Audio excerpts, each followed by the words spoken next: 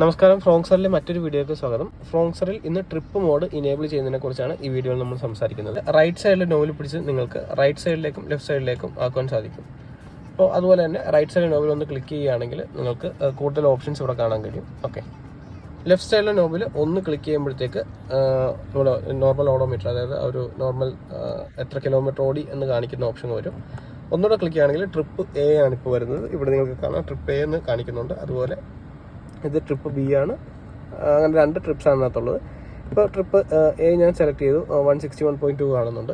ഞാനിവിടെ long press ചെയ്യുകയാണെങ്കിൽ അത് ക്ലിയറായി 0 ആവും. 2 ട്രിപ്പും ക്ലിയർ ആണ്, പക്ഷേ നിങ്ങളുടെ മെയിൻ ഇത് ക്ലിയർ ആകുന്നില്ല. ഓക്കെ, ഇപ്പോൾ 1462 ആണ് ഓൾറെഡി വണ്ടി ഓടിക്കുന്ന കിലോമീറ്റർ.